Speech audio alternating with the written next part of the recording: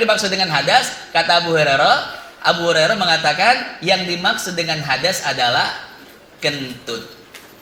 Masyarul muslimin yang dimuliakan Allah, hadis ini diriwayatkan oleh Al-Imam Bukhari dan Imam Muslim. Ya. Kemudian dikiaskan oleh para ulama dengan kias aulawi, kias yang melihat kepada perkara yang lebih tinggi dan lebih berat daripada sekedar hal tersebut. Apa kata ulama? Kalau kentut saja bisa membatalkan wudu, apalagi ya buang air kecil, buang air besar, dan segala sesuatu yang keluar daripada dua lubang tersebut, ya. Sehingga para ulama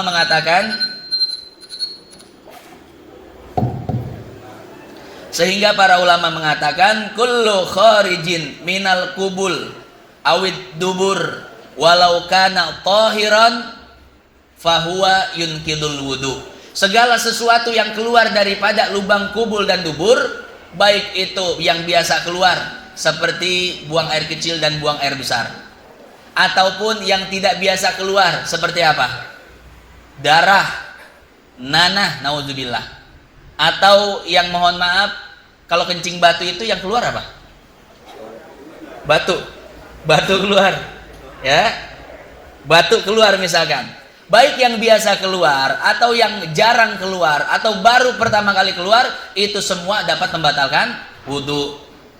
Mohon maaf saya contohkan, misalkan ada anak kecil lagi main gundu, tahu gundu Pak ya? Kelereng, tiba-tiba ketelen. Ya. Habis itu dikeluarkan lewat lubang belakang, tidak ada yang keluar kecuali kelereng itu saja. Kira-kira batal nggak wudunya? Batal wudunya, ya. Maka baik yang suci, baik yang tidak suci, baik yang biasa keluar atau tidak biasa keluar, bahkan pertama kali keluar, itu semua dapat membatalkan wudu, ya. Nah, itulah yang pertama, ya. Yang pertama, sesuatu yang dapat membatalkan wudu adalah ma kharaja minas sabilaini. Sesuatu yang keluar dari salah satu dua lubang, baik lubang depan ataupun lubang belakang, ya. Itu yang pertama. Kemudian yang kedua, yang dapat membatalkan wudu adalah an-naumu, tidur. Tidur yang bagaimana yang dapat membatalkan wudu? Ala ghairi hayatil mutamakkin. Tidur yang posisinya itu tidak kuat. Bagaimana posisi tidur yang tidak kuat?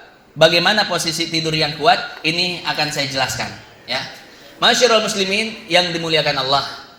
Pertama kita lihat dulu hadis Nabi Shallallahu Alaihi Wasallam. Hadis riwayat Muslim dan riwayat Abu Daud. Hadis riwayat Muslim. Kata para sahabat, kana ashabu Rasulillah Shallallahu Alaihi Wasallam yanamun. Dulu para sahabat Nabi Shallallahu Alaihi Wasallam mereka semua tidur. Fayusallun, fayakumun, fayusallun. Kemudian mereka bangun langsung sholat, Pak. Wala yatawaddaun, dan mereka pun tidak berwudu. Jadi kesimpulannya, setelah bangun tidur mereka langsung sholat apa wudu dulu? Langsung sholat, ya. Langsung sholat. Tidak wudu dulu. Para sahabat tidur. Kemudian fayakumun, mereka bangun. Fayusallun, setelah bangun maka fa itu, ya, untuk menunjukkan waktu yang dekat, beda dengan summa. Kalau summa kemudian artinya itu, maka ini apa? Litaswif. Ya, artinya waktunya itu cukup panjang. Nah, kalau pakai fa, maka waktunya pendek. Fayakumun, fayusallun. Setelah tidur bangun, setelah bangun langsung sholat, ya. Berarti wudu dulu nggak wudu. Wala yatawaddaun, dan mereka tidak berwudu, langsung sholat. Ini hadis apa? Riwayat Al-Imam Muslim, ya. Pertama. Nah, hadis yang kedua riwayat Abu Daud. Di dalam Abu Daud ini ada tambahannya, ya.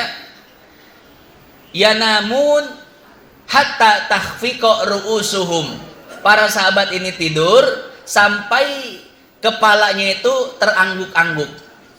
Ini kira-kira kepala yang terangguk-angguk posisi tidur seperti apa? Posisi tidur duduk apa posisi tidur tengkurap? Pasti posisi tidur duduk, ya. Nah, jadi di dalam hadis riwayat Abu Daud, para sahabat itu tidur sampai apa? Kepalanya itu terangguk-angguk. Artinya apa? Artinya para sahabat itu tidur dalam posisi duduk. Seperti ini. Ini namanya angguk-anggukan, Pak ya. Kadang ke bawah ke atas. Ini seperti kita lagi Jumatan ya. Lagi Jumatan kan seperti itu, sambil nunggu khotib. Khotibnya nggak asik ini. Khotibnya nggak lucu. Khutbah mah nggak boleh lucu. Ya, ini khotibnya nggak seger, tidur. Sampai kita nguk-ngukan, ya. Nah, setelah tidur nguk-ngukan, ndut-ndutan, maka para sahabat ini terbangun dari tidurnya, kemudian langsung sholat dan tidak berwudu terlebih dahulu. Maka hadirin jamaah yang dimuliakan Allah, para ulama mengatakan ternyata hadis Abu Daud ini melengkapi hadis yang diriwayatkan oleh Imam Muslim. Al-jam'u bainal adillah.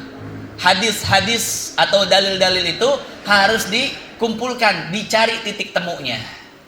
Ternyata kata Imam Syafi'i, ternyata ya, para sahabat itu mereka tidurnya dalam kondisi duduk, bukan tidur tengkurap, bukan tidur terlentang, ya. Karena memang hadisnya ini diucapkan atau terjadi ketika para sahabat sedang menunggu waktu Isya. Jadi habis sholat maghrib para sahabat itu nggak pulang ke rumah, Pak. Tapi di pojokan masjid ada yang zikir, ada yang sholat, ada yang baca Quran, ya. Sampai-sampai mereka yang zikir itu ketiduran, hatta takhfiqa ru'usuhum, sampai kepalanya itu terangguk-angguk, ya. Maka ketika tiba waktu Isya, mereka pun bangun dari tidurnya, yang mana posisi tidurnya adalah duduk. Mereka langsung melaksanakan sholat dan tidak wudu terlebih dahulu, ya. Nah, itulah al-jam'u bainal adillah, dicari titik temu daripada beberapa hadis yang zahirnya adalah kontradiksi atau berlawanan. Maka hadirin jamaah yang dimuliakan Allah, sehingga Al-Imam Asy-Syafi'i beristinbat daripada hadis-hadis yang ada bahwasanya tidur yang tidak membatalkan wudu adalah tidur dalam posisi duduk, yang mana duduknya itu adalah kuat. Artinya apa? Artinya mohon maaf, ini bokong sebelah kanan itu nempel dengan tempat duduk, dan bokong sebelah kiri pun nempel dengan tempat duduk. Ini posisi duduk yang kuat.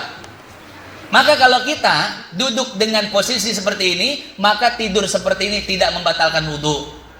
Baik tidurnya itu sila, atau selonjoran, atau menyender di tembok, atau menyender di kursi, atau tidurnya itu di kursi, ya, dan lain sebagainya. Itu tidak membatalkan wudu.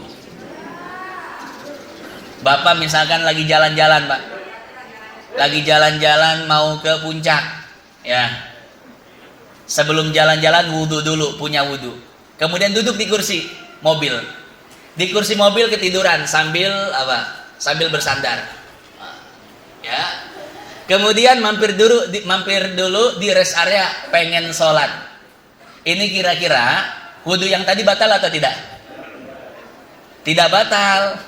Kenapa? Karena tidurnya dalam posisi duduk, ya, tidak batal. Walaupun duduknya di atas kursi, walaupun duduknya di dalam mobil, selama dua pantat ini, pantat kiri dan pantat kanan itu menempel kuat dengan tempat duduk, maka wudunya tidak batal, ya.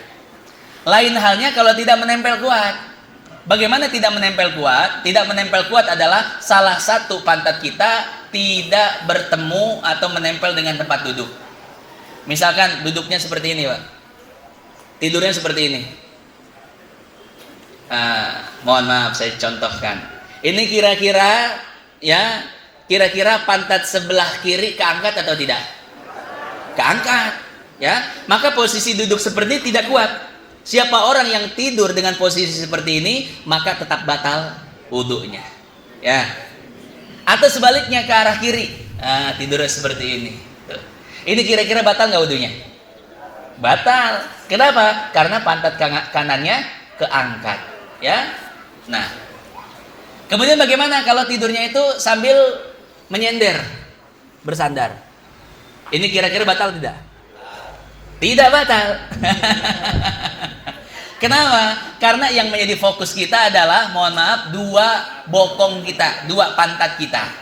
Kalau dua pantat kita, kiri dan kanan itu menempel kuat, maka selama itu pula wudhu kita tidak batal. Ya. Nah, jadi seperti itu. Ya. Maka ketika kita nunggu khutbah Jumat, nunggu khotib selesai, nah itu nggak batal wudhu kita. Ya. Khotib ini, ya Allah, hanya khotib lama banget sih, tidur dulu dah, lumayan ya, 20 menit, akhirnya tidur 20 menit sambil angguk-anggukan ya, atau bahkan sambil kakinya selonjoran. Ini lagi Jumatan kakinya selonjoran, Masya Allah. Ya, atau lagi apa, senderan. Nah, posisi duduk itu semua, yaitu semua tidak membatalkan apa? Tidak membatalkan wudhu selama kedua pantat kita menempel dengan tempat duduk kita, ya. Nah, oleh karenanya di sini disebutkan wan naumu ala ghairi hayatil mutamakin. Tidur yang membatalkan wudhu adalah tidur dalam posisi yang mana posisinya itu tidak kuat. Posisi tidak kuat adalah posisi tidur tengkurap terlentang, itu posisi tidak kuat. Begitu pula dengan duduk, akan tetapi salah satu pantatnya tidak menempel di tempat duduk, itu posisi yang tidak kuat. Posisi yang kuat sebagaimana tadi kita ceritakan, ya, posisi duduk, kemudian dua pantatnya ini menempel di tempat duduk, ya. Itu yang kedua yang dapat membatalkan wudhu. Kemudian yang ketiga, apa yang dapat membatalkan wudhu? Yang ketiga adalah wazawalul akli, hilangnya akal. Yang dimaksud hilang akal ini bukan hilang akal beneran, tapi hilang kesadaran. Ya, hilangnya kesadaran. Tapi ala kulli hal bagaimanapun kita ini tetap punya akal. Mau kita sehat, mau gila, naudzubillah, tetap punya akal. Ya. Mau kita tidur, mau kita tidak tidur, tetap punya akal. Akan tetapi yang hilang hanya kesadaran saja. Zawalul akli, hilangnya kesadaran. Dengan sebab apa? Bisukrin, dengan sebab mabuk, ya. Maka orang yang punya wudhu kemudian mabuk, batal wudhunya.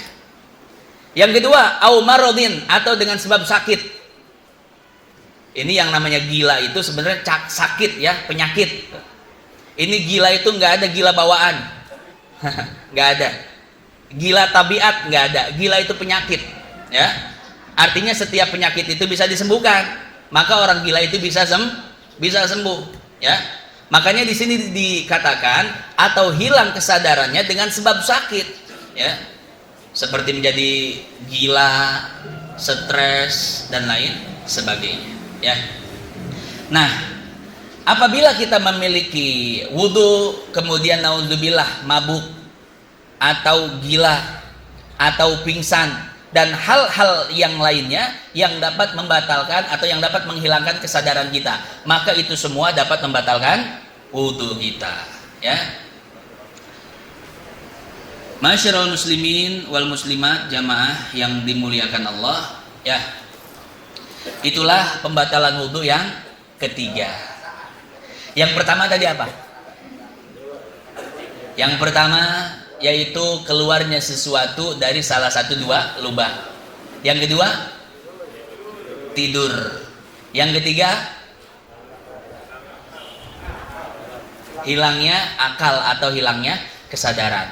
Masyarul muslimin wal muslimat yang dimuliakan Allah, barangkali itu saja materi dan pelajaran kita pada kesempatan kali ini, ya. Insyaallah sisanya daripada pembatalan wudhu yang berikutnya akan kita jelaskan pada kesempatan berikutnya. Kurang lebih itu saja yang dapat saya sampaikan. Wallahu a'lam bishawab. Sebagaimana biasanya, sebelum kita tutup, barangkali ada yang ingin bertanya, persilahkan.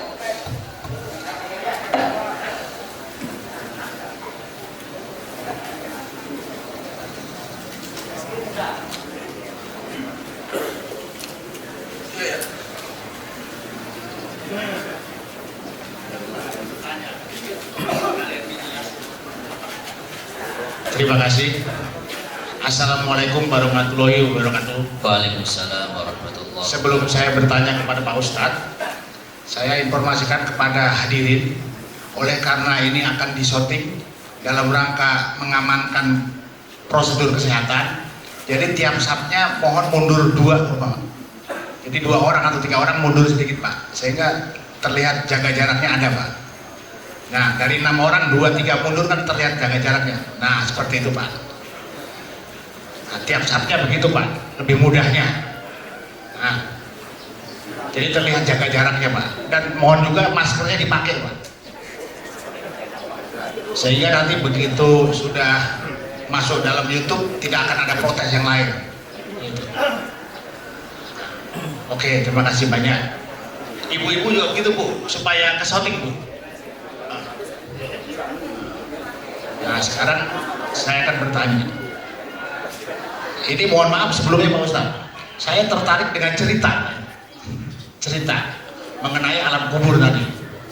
Jadi nanti saat ditanyakan yang jawab kan anggota tubuh kita, tangan, kaki, hidung gitu kan. Nah ini tadi saya ngobrol-ngobrol dengan tuan rumah nih Pak Jomin. Nah, untuk memohon maafkan tangan maupun kaki, itu apakah kita dengan di saat seperti ini, saat masih hidup, sehingga di saat itu kita berdoa memohon pada Allah bahwa maafkanlah tanganku yang telah songong, mungkin gitu kan. Maafkanlah kakiku, kalau menurut Haji Omid nih, yang telah melangkah ke tempat-tempat yang lain, ada itu. Bahkan juga maafkanlah tanganku yang sudah suka colek-colek begitu. Nah, jadi mohon penjelasan nih tadi.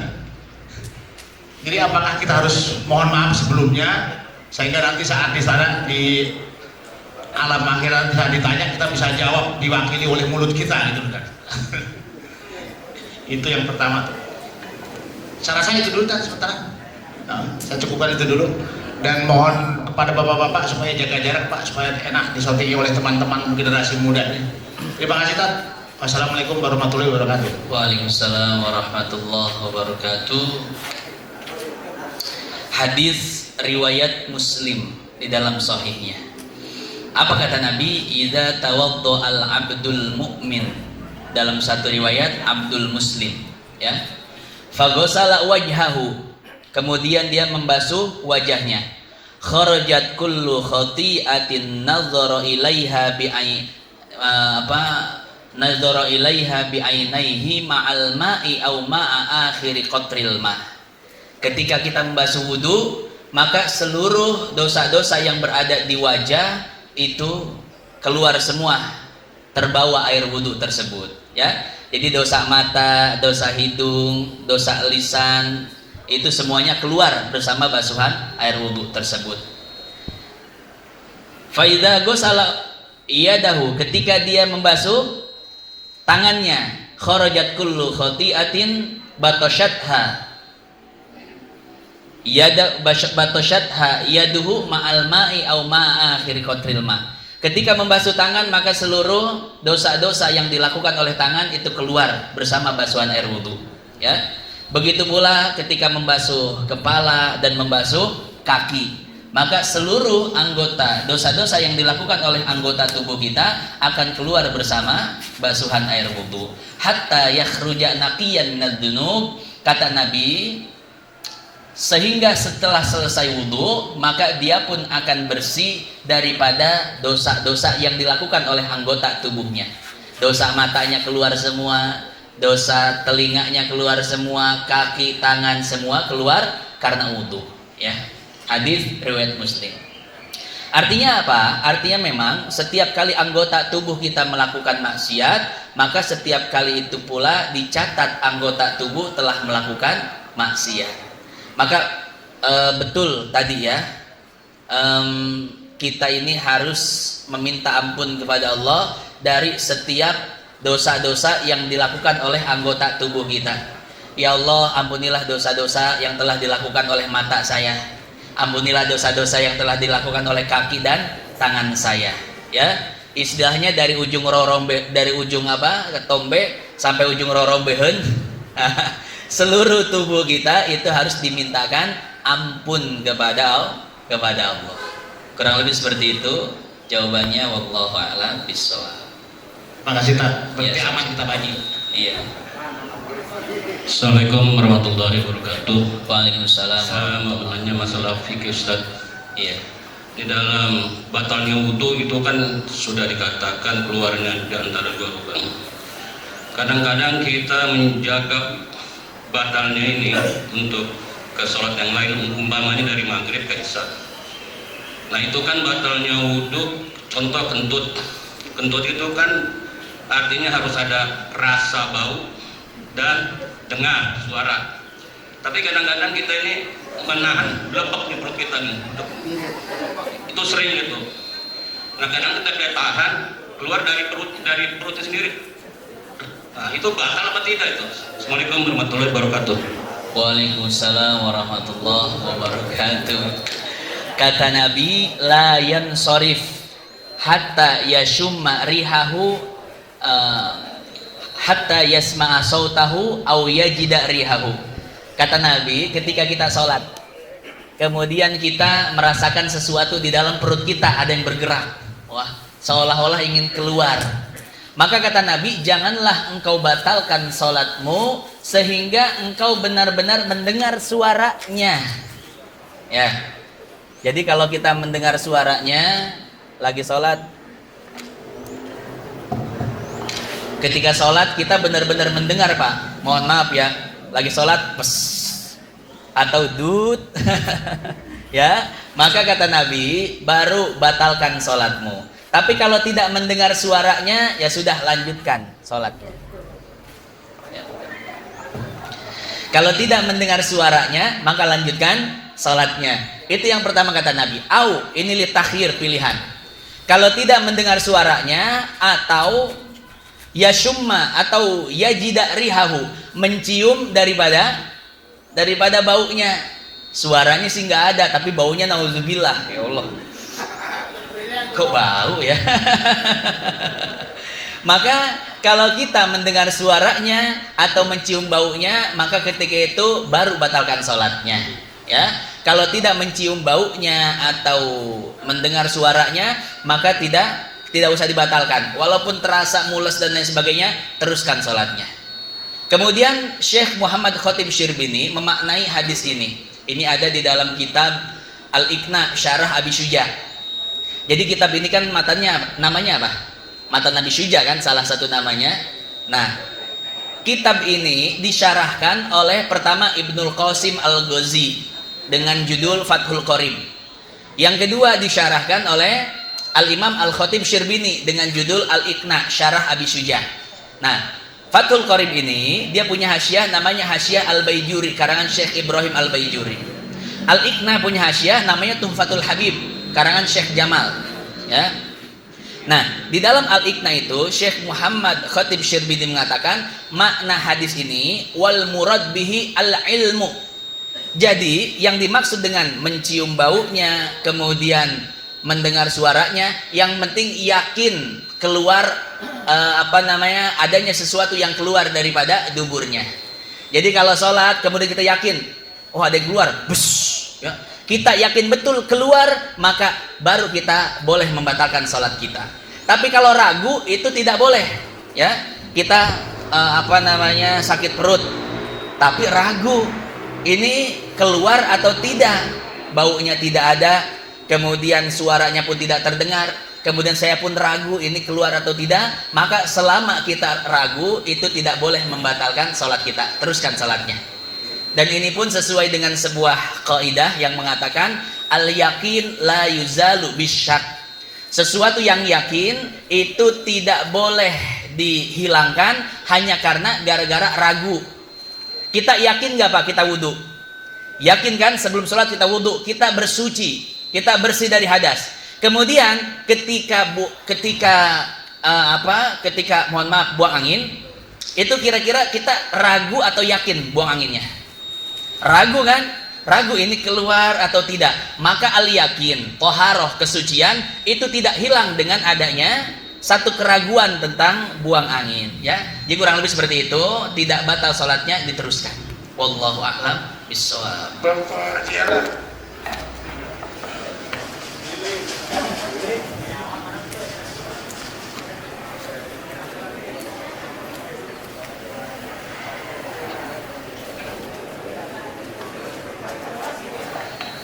Ya asup YouTube tuh iya. Assalamualaikum warahmatullahi wabarakatuh. Waalaikumsalam warahmatullahi wabarakatuh. Ustaz, saya mau bertanya, seandainya kita punya wudhu, setelah itu kita makan sama jengkol, sayur asam, cumi. Setelah itu kita langsung nggak wudhu lagi. Itu membatalkan wudhu apa enggak gitu, Bu Ustaz? Sekian, terima kasih pertanyaan saya. Billahi taufiq wal hidayah. Wassalamualaikum warahmatullahi wabarakatuh. Waalaikumsalam warahmatullahi wabarakatuh.